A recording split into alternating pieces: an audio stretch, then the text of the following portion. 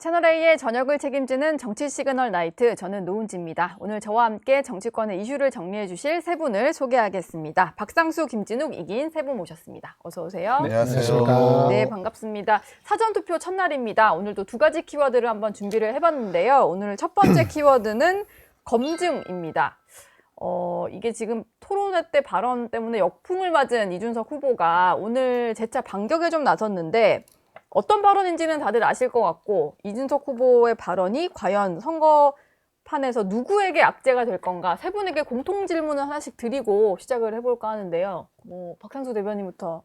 네, 그냥 이제 우리 당에서 요 발언이 나오고 나서 당내 분위기를 그냥 제가 좀 말씀을 드리면, 네. 그런 얘기가 제일 많이 돌았어요. 실질적 단일화가 이루어졌다. 실질적 단일화? 예. 그럼 그래서 이준석 후보에게 악재다. 그러니까 해석이 약간 되는데요. 두 사람이 싸움으로 인해서 네. 반사 이익을 김문수 후보가 누리게 되는 상황이 된 거죠. 그러니까 양쪽이 싸움으로 인해서. 예. 근데 이게 사실은 제3 후보가 누려야 되는 포지셔닝인데, 제3 후보가 이재명 후보와 이렇게 굉장히 지금 격렬한 네. 그게 지금 펼쳐지고 있지 않습니까? 근데 그 과정에서 사실 여기서 오가는 이야기들이 그렇게 유쾌한 이야기가 아니잖아요. 그렇죠. 예. 그러니까 사실 우리가 이게 방송에서도 구체적으로 다룰 수도 없어서 언급하기가 되게 다들 좀 힘들죠. 이렇게 애둘러서 표현하게 되는 것들이라. 그래서 유쾌한 이야기가 아닌데, 이게 그래서 사실 이러한 이슈들은 그 이슈가 이렇게 떠올라 있어도 굳이 TV 토론이나 공중파나 이런 공식적인 자리에서는 언급을 잘 안 해요. 예. 인터넷상이나 아니면 환생 매체나 이런 데서 이렇게 좀 다루게 되지, 굳이 레거시 미디어나 TV 토론장 같은 데서 잘 언급을 안 하는데, 이유가 뭐냐면 문제를 저지른 사람에게도 그 비난이 가지만 이걸 언급한 사람에게도 괜히 그 이미지가 덮어 씌워지거든요, 같이. 네. 그러다 보니까 양쪽, 이게 굳이 언급을 안 하는 쪽으로 이렇게 이 많은 의혹들이 있어도 안 하는 쪽으로 그렇게 해오는데, 지금 이게 물 위로 올라와 버렸단 말이죠. 그로 인해서 양쪽 모두에게 타격이 갈 것이고, 그로 인해 김문수 후보가 상대적으로 지금 돋보이게 되는 상황이 오게 되니까, 당내에서는 실질적 단일화인가? 라는 이야기가 돌고 있습니다. 예.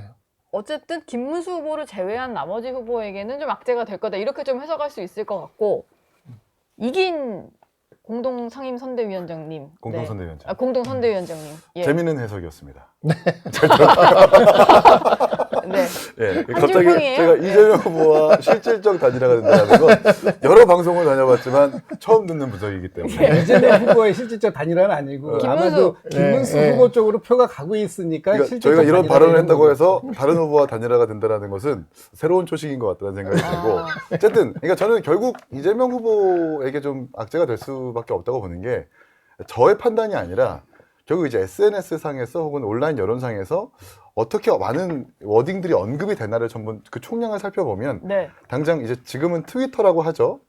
최근에 이제 X라고 X로 하는데, 바뀐 거. 거기서 최신 트렌드 게시물의 태그 수가 숫자가 올라가는 게 나와요. 네. 거기서 이재명 아들이라는 게 지금 2위인가 3위를 다투고 있습니다. 아, 그래요? 10만 개, 9만 개 이렇게 기록되고 있어요. 그러니까 민주당도 그렇고 여러 가지 시민단체도 그렇고 그렇게 발언했던 이준석 후보에게 마구 공격을 가하잖아요. 근데 지금은 선거 국면이기 때문에 제3자 구도가 세게 붙어 있으니까 예. 네. 기자님들이 계속 따라다니면서 얘기를 듣는단 말이에요. 네. 그러면은 이재명 후보가 저렇게 공격하는데 원작자신가요? 라고 물어보면 계속해서 이준석 후보는 저 원작자 아닌데요?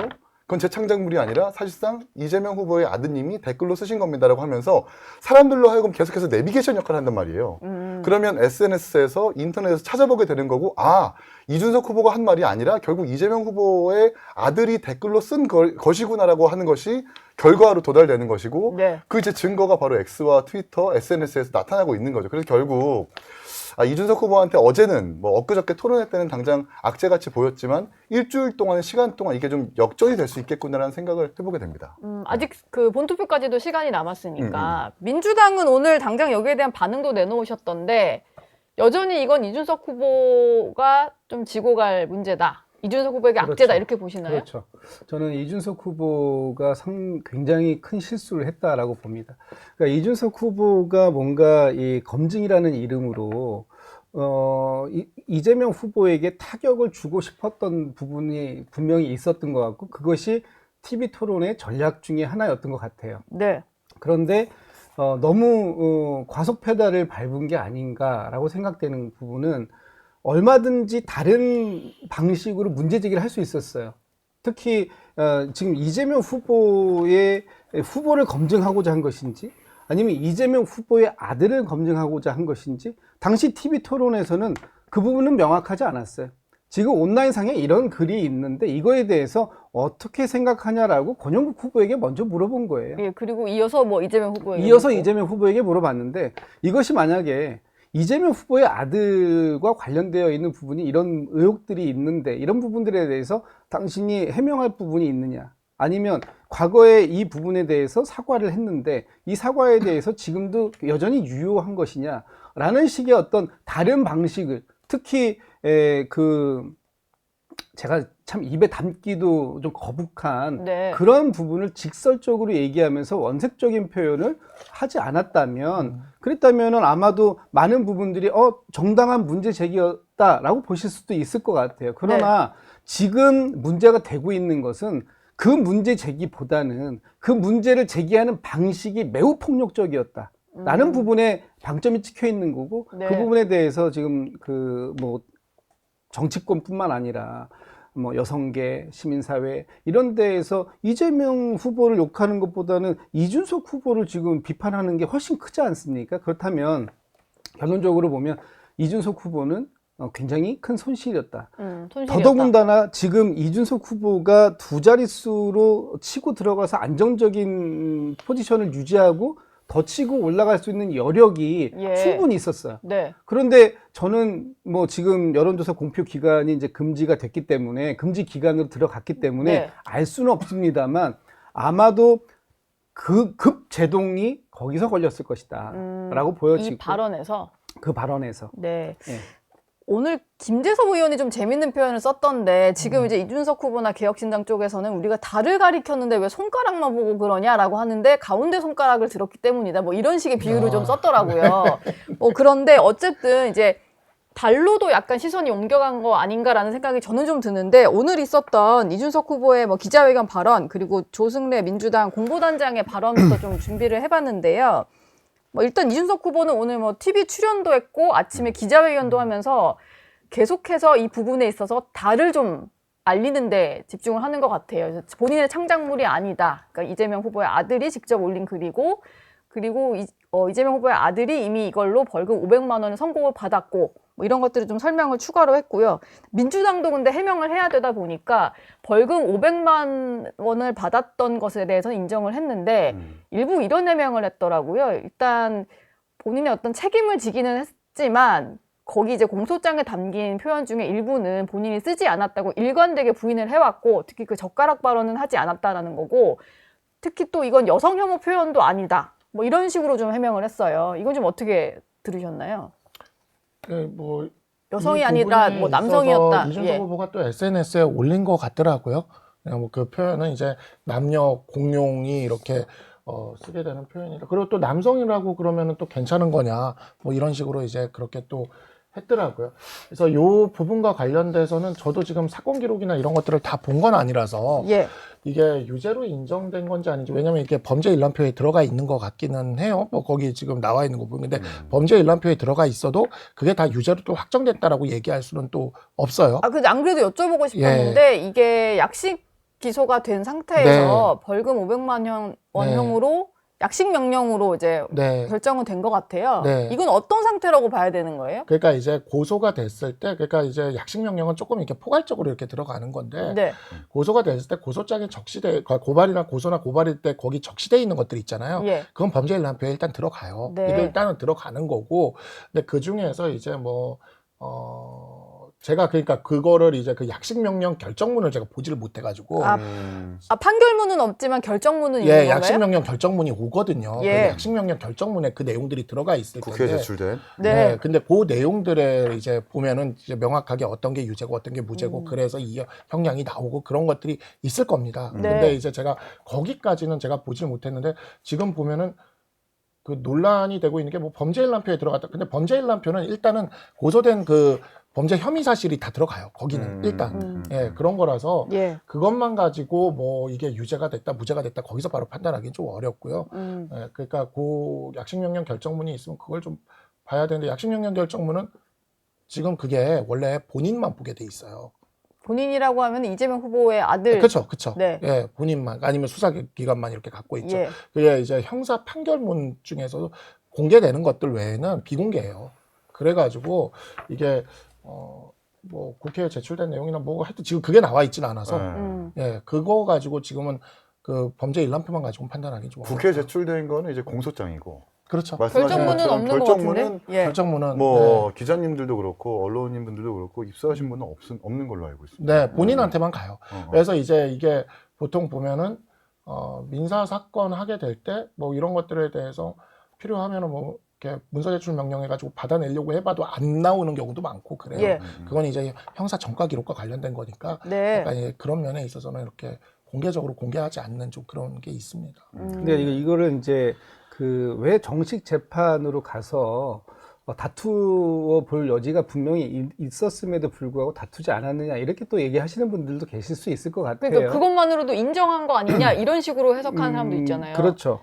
그래서 이게 이제 제가 법은 잘 모르지만 그 약식 기소가 되면 이것을 가지고 그냥 수용할 것인가, 인정하고 수용할 것인가, 아니면 이것을 본 재판으로 가져가서 재판부에서 정식으로 다툼을 해서 요거는 제가 한 것이 맞고 이것은 제가 한 것이 아니고 이렇게 따져볼 수 있는 재판으로 가야 되는 부분이 있는데 이 약식 명령이 작년에 10월쯤에 나왔다고 하네요. 이제 저도 들었습니다. 그렇다면 지금 이제 그 시점이라면 이재명 후보가 당 대표직을 계속해서 갖고 있는 상태에서 네. 국회의원의 직을 또 수행하고 있는 상황이잖아요. 그렇다면 아마 이 부분을 정식 재판으로 가져가게 되면 정말 억울한 부분이 본인은 있어서 이걸 다퉈보고 싶다. 네. 재판을 통해서 라고 했어도 아마 이것이 본인이 그 감당하는 것보다 훨씬 크게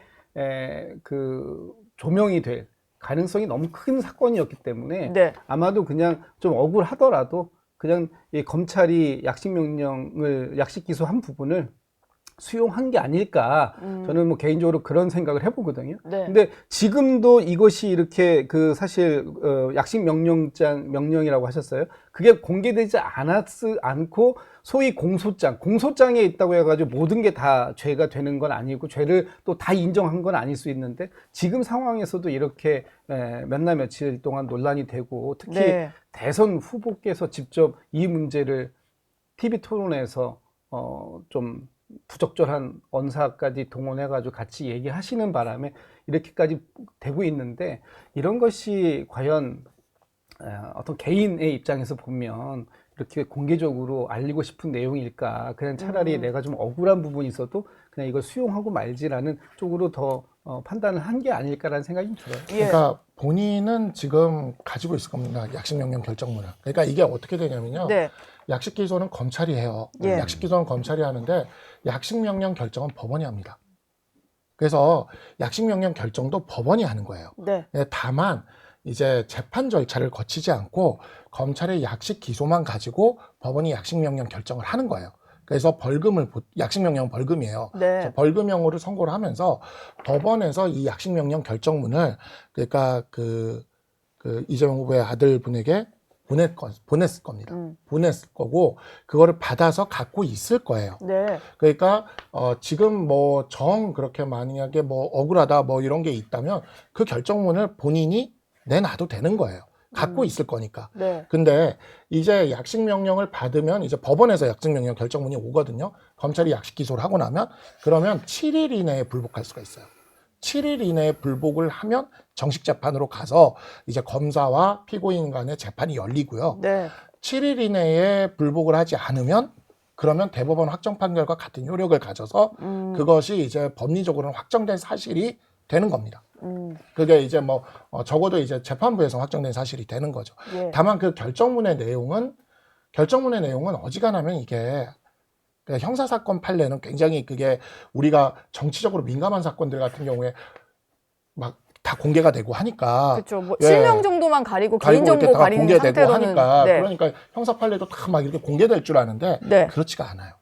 형사 판례는 이게 프라이버시와 이게 정과와 관련된 굉장히 좀 민감한 그러한 내용을 담고 있기 때문에 네. 어지간하면 공개가 되질 않습니다. 근데 일단 그러니까 저는 공소장이 공개됐다고 해서 모든 죄가 이동호 씨에게 해당되는 것은 아니다라는 것에 대해서 좀 그렇게 부정적으로 생각하는 게 공소장을 보면 혐의가 여러 가지가 아니에요. 그냥 인터넷상에서 그 리버의 땡땡이라고 하는 아이디, 이기고 땡땡이라고 하는 아이디, 그 두 아이디가 두 개 아이디. 동일 인물인데 게시판에 댓글을 많이 썼고 그 사람을 특정할 수 있다는 것이기 때문에 많은 혐의가 아닌 이상 그 이재명 후보의 아들 일은 맞다라고 보는 게 맞고, 그리고 사실 저희가 혐오라고 막 이준석 후보를 향해서 부적절한 발언이라고 표현을 하는데 물론 당연히 그대로 가져온 것에 대해서는 비판받을 수 있죠. 본인도 사과를 하고 있고요. 근데 이제 그 앞서서 토론에서 이재명 후보가 친형한테 했었던, 형수한테 했었던 욕설에 대해서 어떻게 변명을 했냐면 그것은 친형이 어머님한테 했었던 욕설을 그대로 옮겨온 것 뿐이다라고 얘기하거든요. 네. 근데 그 논리대로라면 사실 이동호 씨의 댓글을 그대로 옮겨왔던 이준석 후보는 어떻게 평가받아야 되는가, 이것도 한번 민주당에서 다시 한번 생각해 봤으면 좋겠다는 생각이 들어요. 이게 그리고 또 그거하고 그거- 이건 좀 다른 부분이에요. 네. 왜냐하면 가족 간의 통화를 통해서 그 당시에 그 녹음 통화가 공개된 게 아니잖아요. 가족 간에 물론 좀 부적절한 표현들이 분명히 있습니다. 그 부분까지 제가 뭐라고 하는 건 아닌데 네. 어쨌든 가족 간의 통화들이 바깥으로 공개된 것, 그런 부분들에 대해서 이재명 후보가 매우 송구스럽게 생각한다라는 부분도 분명히 사과의 의미도 말씀을 주셨는데, 이 문제는 다른 부분인 게 그대로 그 표현을 옮겨왔다고 해서 그것을 방송 중에 TV 토론, 이 대선 후보들의 TV 토론 중에 여과 없이, 물론 약간 순화했다고는 하지만 네. 사실상 그걸 듣고 있는 많은 시청자들이나 국민들께서는 매우 불쾌하고 깜짝 놀랄 발언. 놀라는 이니까. 발언이었다. 그래서 어떤 분들은 뭐 TV도 껐다고 하고 뭐 이런 상황들인 거잖아요. 그렇다면 이 똑같은 발언을 옮겨온 행위가 문제가 아니라 그 행위를 언제 어떤 방식으로 했느냐의 문제가 또 여기는 다른 문제가 있는 거예요. TV 토론회장에서 대선 후보가 직접 인용할 발언은 아니었다. 그렇죠. 네. 얼마든지 비판할 수 있습니다. 예. 아니 이재명 후보의 아들과 관련돼서 이러이러한 부분들이 있는데 네. 이것에 대해서 사과할 의향이 있느냐 이렇게 물어보실 수도 있는 것이고요. 네. 다른 방식도 얼마나 많이 있었어요. 오늘 아까 그 이준석 후보가 기자회견 하시는 거 보니까 다른 방식으로도 표현을 잘 하시더라고요.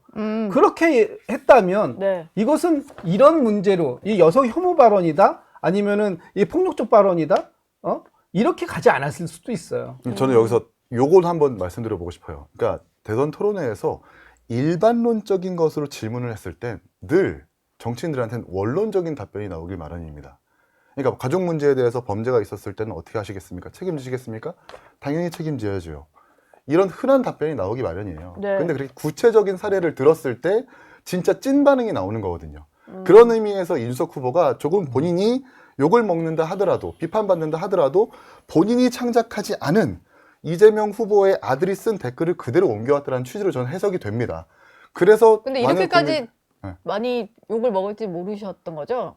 뭐 본인도 약간 감수한 부분도 있었던 것 같아요. 그러니까 저는 그 표현 자체나 이런 것들에 있어서는 예를 들어 사이비 종교의 어떤 성적 방종과 관련된 다큐멘터리 프로그램 우리 사회에서 굉장히 논란이 됐던 그 내용이 있었습니다. 재현 장면이나 이런 것들이 굉장히 충격적인 게 들어갔다 뭐 이런 식의 이야기들도 있었고, 그 다음에 미투가 한창일 때 보도하는 과정에서 앞다퉈 보도하는 과정에서 굉장히 적나라한 그런 사실관계에 해당되는 내용들이 재현까지 해가지고 공중파 방송들이나 이런 데서 보도가 이루어졌던 것도 제가 기억을 해요. 예. 근데 자, 근데 이게 문제가 뭐냐면 그런 시사 프로그램들에서 그렇게 하는 것들, 예를 들어 언론 매체에서 그런 식으로 이런 것들을 밝혀내는 것들, 이런 것들은 언론이 사회적 공기로서 하는 역할로서 그 포지셔닝에 기대되는 일을 하고 있기 때문에 사람들이 그런 것들이 있어도 논란은 있어도 수용을 하거든요. 네. 근데 이런 것을 대선 후보가 대선 토론회장에서 이야기하기에는 이 TPO가 맞지 않는 면이 분명히 있어요. 그러니까 이게 뭐냐면 대선 토론회장에서 대선 후보가 그런 말을 직접 입에 담을 것이라는 생각은 잘 아무도 기대하지 못할 겁니다. 저도 그날 이제 그 TV 토론을 보고는 있었지만 순간 멈칫했거든요, 진짜. 이거는 아마 전 국민이 느꼈을 거예요. 그걸 약간, 들으면서, 네. 예, 약간 이 단어가 여기 나온다고 하는 생각이 이렇게 딱 드는 거죠. 네. 그러니까 순간 멈칫하는 게 있어요. 근데 지금 보면은 분명히 그 단어 하나의 힘으로 지금 이 많은 사회적 논란들이 지금 거의 대선 막판에 이슈는 이게 지금 다 덮고 있는 상황이지 않습니까? 근데 하나만 여쭤보면 네. 국민의힘에서 지금 뭐 주진우 의원이 단장을 맡아서 이재명 가족비리 진상조사단도 꾸린다고 하고 네. 국민의힘도 이거 약간 검증의 영역으로 끌어와야 된다. 그리고 아까 이기인 최고 얘기를 들어보면 구체적으로 방송이나 뭐 신문 지면에서 정확한 워딩을 인용은 못하지만 저게 뭘까 하면서 사람들이 관심을 갖고 찾아보면서 네. 이게 뭔지 알게 된다는 거잖아요. 예, 예. 이것만으로도 사실 이제 이준석 후보가 조금 생각했던 그런 식의 반응들이 나오고 있다라고 볼 수 그러니까 있을 것 그걸 같은데. 기대했던 것 같아요. 예. 근데 그거를 기대하면서 본인에게 어떤 정치적인 득이 있을까를 생각을 해보면 그건 또 모르겠다는 거죠. 본인 그러니까, 입장에서 예, 좀 손해를 본인 입장에서. 본. 그래서 이것을 왜 이렇게 선택을 했을까는 글쎄요. 이번에 투표 결과가 많은 것을 보여줄 거라고 생각을 합니다. 이것이 어떤 의미를 가지는 건지. 제가 지금 우리 그 박 전 대변인님 말씀에 일부 공감이 되는 부분이 뭐냐면, 그래서 이것이 정말 검증이라고 얘기는 하지만 정말 검증이 맞는 건가? 오히려 그냥 이재명 후보를 비난하기 위해서 도덕적인 비난이 됐던 뭐 이게 그 어떤 형사적 비난이 됐던 뭐가 비난을 하기 위한 네거티브에 불과했다라고 보는 것이고요. 지금 이재명 후보가 이 과정에서 도대체 어떤 역할을 했죠? 자식을 잘 올바르게 관리하지 못했다? 이 부분 외에 지금 이 이재명 후보의 아들과 관련해서 이재명 후보가 어떤 이 뭐 비호를 한 적이 있습니까? 아니면 이 부분에 대해서 다른 상황을 만들어낸 게 있나요? 예를 들면 우리가 그동안 이 공정과 상식 내지는 뭐 특권과 반칙 뭐 이런 거 얘기할 때 네. 보통 부모 찬스를 썼다든지 아니면은 어떤 그 권력을 남용을 했다든지 뭐 이런 부분들이 있다면 이 부분에 대해서는 검증의 영역이 될 수 있어요. 그런데 성인인 아들이 본인이 행했던 그런 잘못된 행위들에 대해서 법적으로 책임을 물었고 그 책임을 다 했잖아요. 그러면 이 과정 속에서 무엇을 검증을 더 하시겠다라는 벌금을 건지. 뭐 다 냈고. 아니 근데 사실 근데 그렇게 따지면 저는 동의하지 않지만 결혼 전에 벌였던 김건희 여사의 도이치모터스라고 하면서 국민의힘이 역습을 할 수도 있어요. 그거는 좀 말이 안 맞는 예시인 것 같고, 사실 그렇게 따지면 이재명 후보가, 그러니까 우리가 이제 국회의원이 재산 등록하고 재산 신고를 하고 재산 공개를 할 때 네. 직계 존속, 부모와 직계 비속, 자녀의 그 재산을 공개하는 이유는 연좌제까지는 아니더라도 공직자의 가족이라면 그 품위와 도덕성, 기본을 갖춰야 된다라는 사회적인 약속이 있는 거거든요.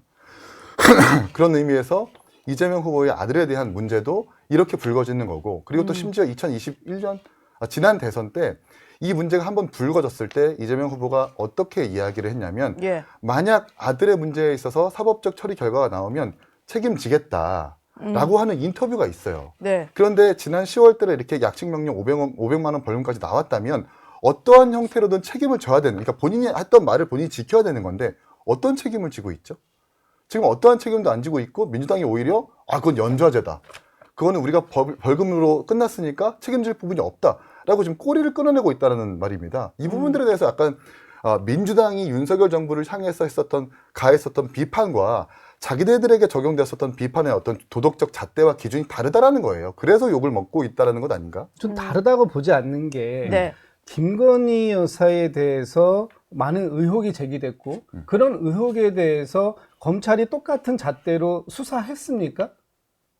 수사가 미진하다. 그래서 특검이 필요하다라는 얘기했을 때 결과적으로 보면 국민의힘에서 다 덮어주려고 했던 거잖아요. 방탄했던 거잖아요. 그런데 지금 이재명 후보의 아들 같은 경우에는 그 고소 고발 당했고 검찰 조사 받았고 네. 그 과정에서 그 조사에 대해서 나와 있는 걸 가지고 기소가 됐고 그 기소의 내용에 대해서 불복하지 않고 다 수용해가지고 벌금 납부까지 했어요. 이 과정이 어떻게 똑같은 거죠? 네. 지금도 김건희 여사에 대해서 수많은 의혹들이 지금 검찰에서 조사가 지금 진행되고 있는데 미진하다라는 부분이 있는 것이고 새로운 의혹이 자꾸만 나오고 있어요. 이거에 대해서 조사하라는 것하고 어떻게 이미 조사받고 성실하게 그 모든 과정을 다 끝내놓은 상황을 같은 잣대로 뭐 내로남불이라는 식으로 공격하면 저는 그거는 정당한 공격은 예. 아니라고 생각해요. 그러니까 과거 이제 결혼 전에 뭐 일이랄까? 그리고 뭐 이제 줄리 의혹 같은 거 뭐 그런 그러니까 거를 예를 했을 들면 때. 뭐 줄리 의혹은 제가 담지 않겠습니다. 그러나 결혼 전에 도이치모터스 주가 조작 의혹이 있었다. 이게 결혼 전에 있었던 일로 끝나는 게 아니라 주가 조작이라는 범죄 행위가 있었기 때문에 그 부분에 대해서 철저한 수사가 필요하다고 얘기하는 거 아닙니까? 만약에 지금 이재명 후보의 아들에 대해서 이러한 의혹이 있는데 네. 이 의혹이 어떤 권력이나 아니면 이재명 후보의 배경 후광으로 이것이 조사가 안 되고 있다라고 한다면 지금 이렇게 말씀하실 수 있고 공격하실 수 있다고 봐요. 그런데 그게 아니잖아요. 뭔가 의혹이 범죄 사실과 관련된 의혹이 있고 그 의혹에 대해서 조사를 다 받았고 어떻게 하죠? 그럼 여기에서 이재명 후보가 과연 그 과정 속에서 도의적으로 아버지로서의 도의적인 책임 말고 다른 책임을 져야 된다? 어떤 책임을 질 수 있는 그러니까, 거죠? 그냥 후보직을 제가- 사퇴하라는 말씀이신가요? 네. 제가 어제 방송에서는 이 부분에 대한 질문이 나와도 제가 제가 생각이 아직 정리가 안 돼서 답변을 제가 드리기가 힘들다 이렇게 했어요. 어제 방송까지는. 근데 오늘까지도 제가 이 문제를 가지고 좀 생각을 해봤거든요. 저도 그랬는데 이게 왜 이렇게 충격적으로 느껴질까라고 하는 것들과 그 다음에 이제 이런 것들을 찬찬히 이렇게 생각을 해보니까 민주당은 생각해보니 과거 박근혜 전 대통령에게 뭐 88 정인이 인신공양이니 하는 이야기들이 있었어요. 그게 꼭 민주당이 아니라 민주당 지지자들이나 이런 그 관련 유튜브나 네, 이런 네. 데서 예. 하나도 밝혀진 게 아니에요. 그 다음에 아까도 말씀을 주셨지만 김건희 여사에 대해서는 또 줄리 의혹은 또 그렇게 있었어요. 그러니까 이게 선거 때마다 이런 것들이 분명히 있었고 민주당 쪽에서 오히려 정말 입에 담기 어려운 것들을 많이 가져와서 했었는데 근데 왜 이번 건은 더 또 이렇게 좀 더 크게 다가오는 것일까를 생각을 해보니 한 번도 민주당에서 후보가 직접 그것도 대선 TV 토론회장에서 줄리 의혹이나 88정이나 인신공양을 얘기하진 않았어. 토론회장에서는 하지 예, 않고. 하지 않았어요. 그러니까 이런 식의 이야기들이 주변에서 나왔지 네. 직접 이렇게 던져서 나온 적은 없었던 거예요. 없었다. 예. 그래서 제가 지금 그래서 저는 지금 인터넷상에 그것도 가만히 보고 있거든요. 그 흐름들이나 말들을 네. 이렇게 보고 있어요. 굉장히 비판의 목소리도 크지만 또 한편으로는 또 그렇게 언급한 것에 대해서 또 되게 응원한다는 식의 이야기들도 있어요.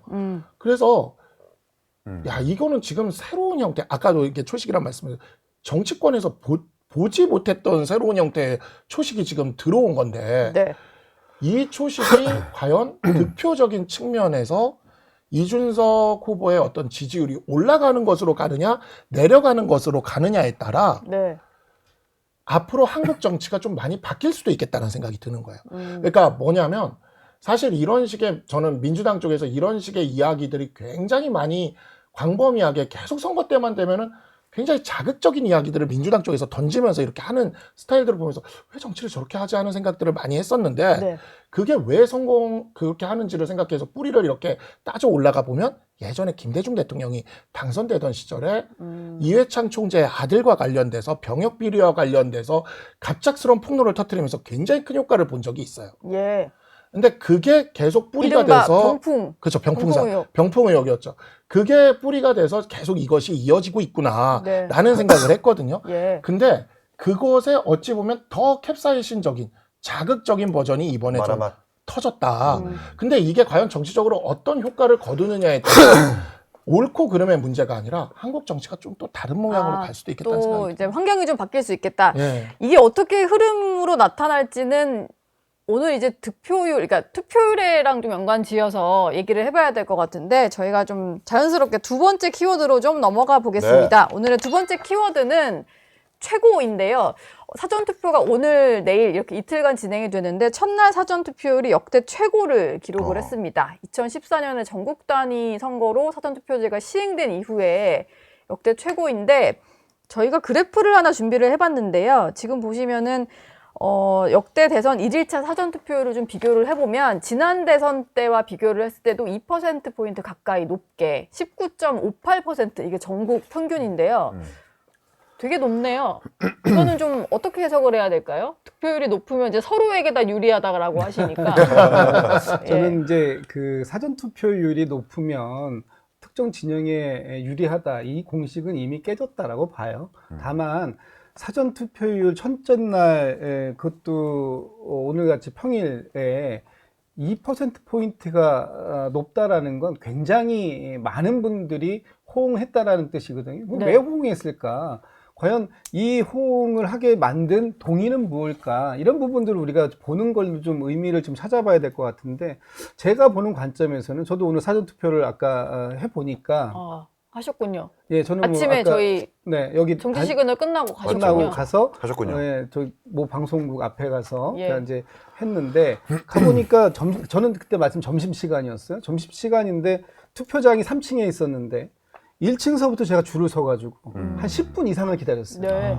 근데 뭐 특정 세대, 남녀 이런 분들이 있는 게 아니에요. 그냥 우리 주위에 있는 평범한 국민들이었어요. 시민들이었어요. 그런 분들이 오셨는데 서로 다른 말씀 안 하시고 그냥 다 줄만 서가지고 핸드폰 보시면서 자기 순서를 기다리셨어요. 근데 이분들을 보면서 제가 무슨 생각했냐면 이분들을 이렇게 적극적으로 투표장으로 이끌게 된 건 무엇일까? 어떤 지금 뭐 마라맛이라고 하셨는데 마라맛에 어떤 이슈를 던졌기 때문에 누구를 응징하려고 뭐 이런 건 아닐 것 같다. 지금 새롭게 맞이하는 대한민국이 어떻게 가야 될 것인지에 대해서 국민들, 주권을 가지고 있는 국민들이 직접 한번 보여주고 싶다라는 생각을 하셨던 것 같아요.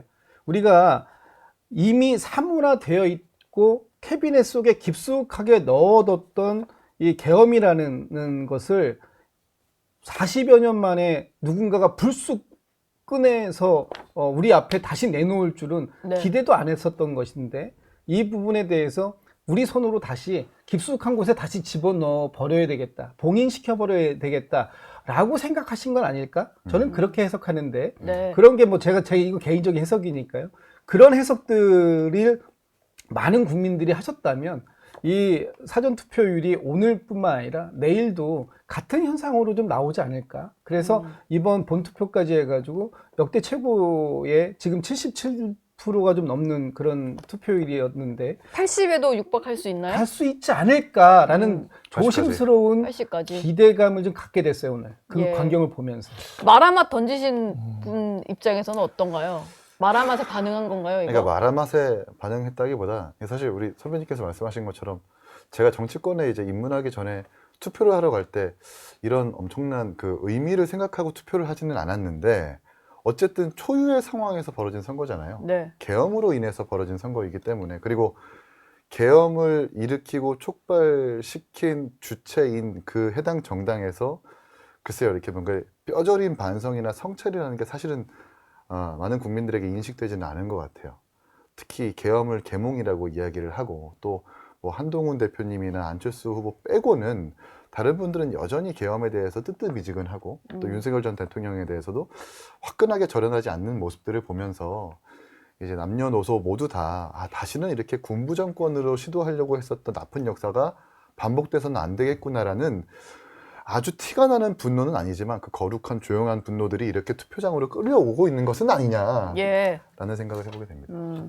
국민의힘 입장에서는 지금 두 분의 해석대로라면은 이 계엄에 대한 어떤 충격파 때문에 나온다면 사실 이쪽 후보로는 표가 안 갈 것 같다는 생각도 약간 드는데 어떻게 좀 해석을 하고 계신가요? 그러니까 그게 이제 전통적인 해석이죠. 국민의힘 입장에서는 투표율이 낮은 것이 예. 이제 도움이 될 것이다라고 하는 게 전통적인 해석이고, 그리고 아까 제가 초두에 약간 우스갯처럼 이야기를 했지만 이준석 후보의 발언은 실질적 단일화일 것 같다라고 이야기하는 것도 이것도 전통적인 해석이에요. 네. 그러니까 우리가 기존의 정치 문법과 해석에 따라서 이야기했을 때 해석인데, 이번 대선은 굉장히 좀 독특한 지형과 독특한 그런 구도에서 치러지고 있는 데다가 마지막 3차 토론에서의 이준석 후보의 이 발언까지 더해지면서 사실 저도 이것이 어떤 결과로 이어질지를 모르겠고 사후적으로 나오는 결과를 가지고 아, 이것이 이렇게 됐겠구나라고 하는 거를 이제 한 몇 가지 저도 머릿속으로 생각한 그 생각이 되는 그런 이유들은 있는데 네. 그 결과를 가지고 이제 이야기를 좀 해야 될 것 같아요.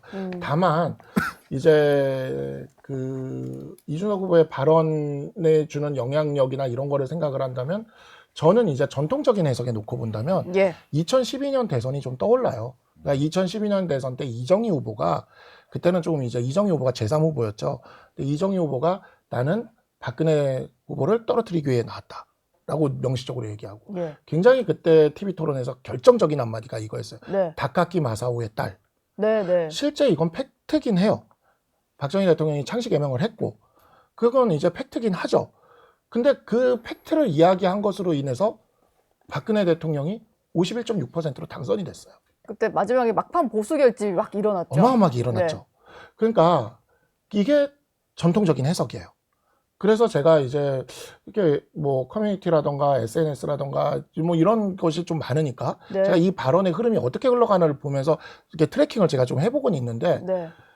그때의 그 분위기랑은 조금 또 사뭇 다른 면이 있어서 이게 어떤 결론으로 날지를 보고 그때 가서 판단을 해야 되겠다. 이것의 어떤 정치적 파장에 대해서는. 예. 근데 다만 전통적인 어떤 해석법에 따르면 계엄이라는 이슈가 있는 상태에서 지금 어찌 보면 이재명 후보에 대해서 그게 뭐 팩트인지 아닌지는 모르지만 굉장히 충격적인 공격이 가해졌고 네. 그것은 사실 2012년 대선 때 다카기 마사오의 딸과 거의 유사한 수준의 어떤 그런 충격파를 주는 공격이 들어갔고 네. 그렇다고 한다면은 민주당 쪽에 결집이 더 있지 않을까라는 그런 걱정이 드는 거는 사실이죠. 네. 그런 걱정이 드는 건 사실이다. 그리고 마지막까지 조금 이제 계속 관심을 가졌던 게 사전투표 전에 단일화가 될 것이냐 뭐 이런 거였는데 어제 김문수 후보는 계속 만나려는 시도를 보여주는 듯한 이런 끝까지 좀 액션을 좀 취했고 오늘 근데 권성동 원내대표 같은 경우는 이준석 후보와의 단일화는 무산됐다. 공약을 최대한 수용하겠다 이런 얘기를 했어요. 그럼 이제 다 포기했다고 보면 맞을까요? 일단은 제가 우리 박 대변인 말씀에 대해서 여기가 좀 첨언을 하자면 예. 그 당시에 이제 닭가기 마사오 했다는 거 제가 기억이 잘 안 나는데 이정희 후보가 그렇게 얘기함으로 인해서 얻을 수 있는 반사 이익 또는 정략적 이익이 이정희 후보가 소속된 통합진보당에는 없었어요. 그런데 3개차 토론을 통해서 이 깜깜이 선거에 돌입하기 전까지 이준석 후보의 어떤 여론조사의 지지율과 추세라는 것을 보면 명확하게 상승세임은 맞거든요. 예. 그러니까 이제는 그런 충격파 잠깐의 어떤 말 때문에 이렇게 휘청이는 그런 선거가 아니라 한 번 더 생각해보는 확실한 구체적인 미디어 선거이기 때문에 어떤 방향으로 어떻게 갈지는 모른다. 단정될 네. 수 없다고 생각을 하고 예. 단일화에 대해서 무산이라고 한다는 것은 서로 뭔가 시도를 하거나 서로 이렇게 만나려고 한다거나 뭔가 좀 노력했었던 그 과정에서 쓸 수 있는 단어인 것 같은데 저희는 처음부터 초지일관 단일화는 없다고 얘기를 했고 이거 그냥 국민의힘 입장에서 봤을 때 그렇죠. 일방적인 구애였으며 예. 거의 뭐 질척거리는 스토킹 정도? 막 찾아오고 계속 아 그러니까요. 차에 막 타려고 의원실에도 없는데 네. 의원실 앞에서 동영상도 찍고 유세 끝나고 이제 가려고 하는데 문 강제로 열어가지고 차에 타려고 하는 네. 그게 어떻게 서로 간에 어떤 시도되고 있는 단일화라고 얘기를 할 수 네. 있겠습니다. 쌍방이어야 되는데. 네, 저희는 그냥 3자 구도로 계속해서 가야 된다고 처음부터 말씀을 드렸고 예. 무산이라는 말은 전 어울리지 않는다는 말씀을 드립니다. 네. 그러니까 최소한의 노력을 했어야 돼요. 저는 이제 어제가 마지막 골든타임이었다고 보고 네. 계엄과 탄핵에 대해서 명확하게 선을 긋고 자통당과 부정선거 세력에 대해서도 확실히 선을 긋는 그런 모습을 보여서 공간을 열어준 다음에 그 다음에 이제 단일화를 시도를 했어야 돼요. 그리고 단일화를 주도하는 사람이라는 분도 지금 단일화 추진단장으로 있다는 유상범 의원 같은 경우에 이준석 후보가 대표 시절에 쫓겨날 때 굉장히 이준석 후보와의 그 구원이 있는 관계지 않습니까? 예. 왜 그런 사람을 단일화 추진단장에 앉혀놓습니까? 그리고 권성동 그래서 의원은 뭐 빅텐트 추진단장은 그나마 좀 가까운 그럼- 신성범 의원 그나마 아니에요? 그런 단체가 있습니다. 예. 빅텐트 추진단장이 네, 있어요? 있어요. 추진단장을 있어요. 따로 만들어요. 네. 그러니까 단일화 추진단장이 그렇게 하는데 유상범 의원은 그대로 돈장대에서 빅텐트 추진단장 만들어가지고 그나마 친한 사람 앉혀놓고 아, 그게 따로군요. 그게, 예, 다른 따로예요. 조직이더라고요. 예. 예. 그리고 재밌네요. 권성동 의원은 체리 따봉 받은 사람이잖아요. 네. 그러니까 그런 분을 또 공동선대위원장에 계속 앉혀놓고 이러고 나서 단일화를 추진한다라는 게 그래서 제가 누누이 당내에서 어제까지만 얘기하고 그만 얘기하겠다 하면서 제가 이렇게 누누이 이건 골든타임이 어제다라고 얘기했는데 네. 이미 그 골든타임이 지났고 그런 측면에서 사실 어찌 보면 그런 최소한의 노력도 안 한 것에 대해서 김문수 후보 측이나 이런 것은 선거 결과에 있어 책임을 져야 됩니다. 근데 제가 얘기 들어보니까 뭐 3자 구도에서도 이길 수 있다는 얘기를 하더라고요. 그래서 내가 그래요? 라고 그냥 그러고 말았어요. 그냥 그래요? 하고 말았는데 오늘 국민의힘 대표로 나오셨는데 이기면 좋겠죠. 아직 확신은 네, 안 드시는군요. 저는 이제 확실히 이길 방법이 있는데 왜 이런 위험한 길을 걷고 있느냐라는 예. 그런 생각이 드는 네. 거죠. 이기는 길로 조금 더 갔어야 네, 되는데. 조금 더 갔어야 되는데 이기는 예. 방법이 있는데 네. 삼자 필승론이 되기 위해선 결과적으로 보면 김문수 후보가 주목도가 좀 올라가야 되는데 네. 이번 3차 TV 토론에서도 그렇고 특히 그 이후에 지금 며칠 상간에 벌어지고 있는 모습을 보면 김문수 후보 지금 선거운동 하시나? 이런 생각이 들 정도로 존재감이 미약해졌다. 이 부분에 있어서는 아마 이준석 후보의 역할이 전 꽤 컸다고 봐요. 그러니까 오히려 주목도가 쏠리면서. 주목도가 쏠리면서. 그래서 오히려 아까 실질적 단일화를 말씀하셨는데 이제 지금 국민의힘에선 준찍명이라고 했잖아요. 네. 이준석 찍으면 이재명 이재명 된다. 근데 준찍명이 아니라 준이 될 가능성 있는 거 아니야? 그러니까 이제 전 2등을 얘기하는 거예요. 1등은 아니고. 아, 그래요? 네.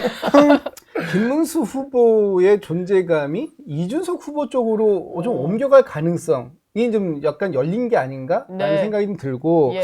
또 하나는 지금 단일화를 말씀하시는데 단일화는 애초부터 정말 진짜로 단일화 할 생각이 있었나? 이런 생각을 저는 그 제3자적인 입장에서 본 게. 근데 이재명 후보는 왜 계속 결국 단일화할 거다, 내란 연합을 확신한다, 뭐 이런 얘기를 하시는 거예요?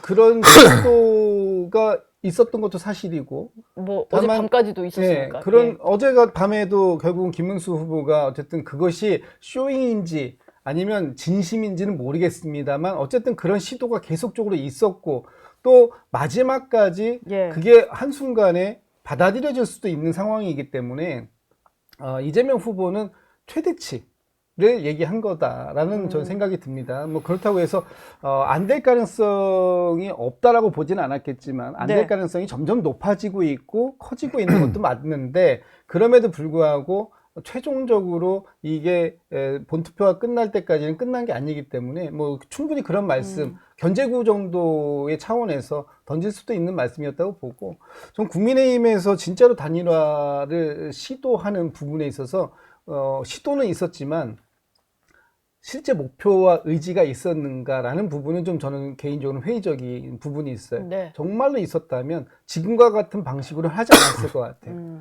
오히려 지금은 할 거예요. 나 하고 있어요 정도의 메시지만 언론에 알리기 바빴지 실질적인 노력은 부족하지 않았나 없었던 게 아닌가 예. 이런 생각해봅니다. 보여주기 식으로 저는 이제 했다. 이재명 후보가 사실 지금 압도적인 좀 지지율이 높은 1등 후보잖아요. 네. 그럼 좀 넉넉하게 품을 좀 넓게 갖고 특히나 3등 후보한테 그렇게 뭔가 발끈하지 않아도 되거든요. 사실은. 네. 그런데 요 며칠 사이에 생각보다 되게 많이 발끈했어요. 엄청 발끈하더라고요. 네. 그래서 아니 굳이 1등 후보가 3등 후보한테 저렇게 견제구를 정말 직구를 꽂을 만큼 날려야 되는가? 혹시나 내부에서 뭔가 다른 시그널을 받고 있는 것은 아니냐? 예를 들면 1등 후보와 2등 후보가 근소하게 되면서 이렇게 되면 이준석 후보를 열심히 비판을 해가지고 다시 표를 가져와야 되겠구나라는 생각을 하고 있는 것은 아닌가. 네. 안 했어요. 안 해. 그래요? 그렇군요. 그리고 딱 또 잘하시네. 아까 말씀하시는 것처럼 네. 요 3차 토론에서 이제 그렇게 이동호 씨의 댓글을 그대로 가져와 가지고 비판한다는 것을 저희 겸허하게 인정을 합니다. 그런데 예. 구도가 살짝 바뀌는 부분은 있어요.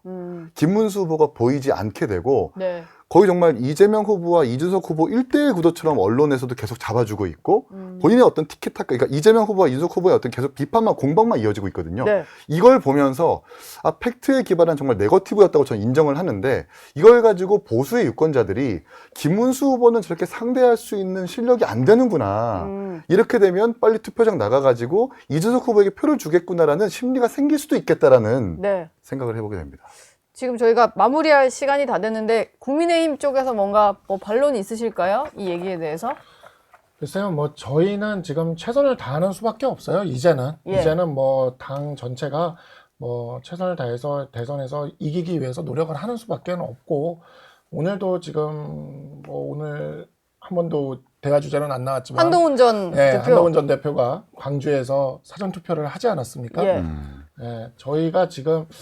저희는 지금 내부에서 굉장히 황당한 싸움을 좀 하고 있어요. 황당한 싸움이요? 네, 어제 이제 김문수 후보의 목소리가 든 전화가 도는 게 네. 이게 사전 투표를 유도하게 해서 부정선거를 하려는 민주당의 음모다라는 문자가 정말 자동응답 말씀하세요? 자동응답? 네, 자동응답 그 전화가 네. 사전 투표를 하게 해서 부정선거로 우리 보수의 표를 없애려고 하는 민주당의 음모다라는 문자가 우리 당원들 단톡방과 이런 데서 돌면서 그래요. 제가 그래서 어제 그것도 새로운 초식인데요. 네, 어제 SNS에 올리면서 정말 너무 어이가 없는 정말 거. 충격적이다. 제가 네, 그러면서 민주당은 3일을 투표하고 우린 하루를 투표하면 네.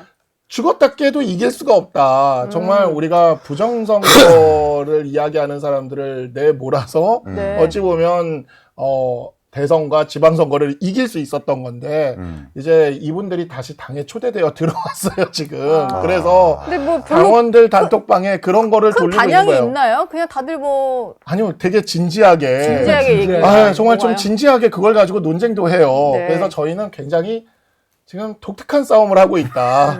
그래서 더 열심히 정말 적극적으로 사전투표를 그래서 독려하셔야겠네요. 사전투표를 독려하는 네. 수밖에 없어요. 그래서 오늘 한동훈 전 대표도 광주 가서 한 거고 네. 이 김문수 후보도 사전투표를 하겠다고 한 거고 우리는 지금 그렇게 해서 쥐어짜서 싸우는 수밖에 없고 네.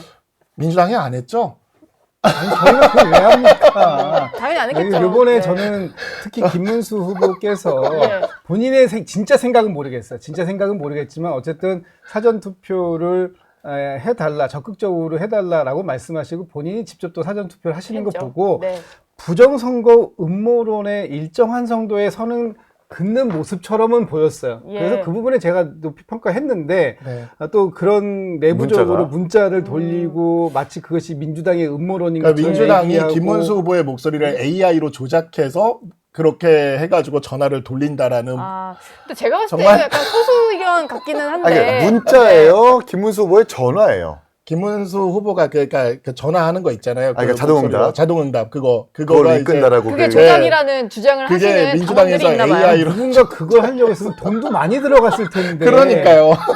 그거를 우리가 그걸 저희- 왜 해요? 저희가 그거를 설명하면서 예. 그런 걱정하지 말고 민주당은 그런 짓을 안 하는 네. 사전투표 쉽지 하시라고 않네요. 얘기를 하는 참 어려운 게임을 하고 있습니다. 지금. 일단 사전투표율은 굉장히 높게 나왔으니까 내일까지 이틀 동안 얼마나 또 높아질지는 한번 관심 있게 지켜보도록 하겠습니다. 오늘 세 분 말씀은 여기서 마무리하겠습니다. 고맙습니다. 감사합니다. 네, 정치 시그널 나이트 오늘 순서는 여기까지입니다. 저는 다음 주 월요일 아침 8시 라디오쇼 정치 시그널로 다시 돌아오겠습니다.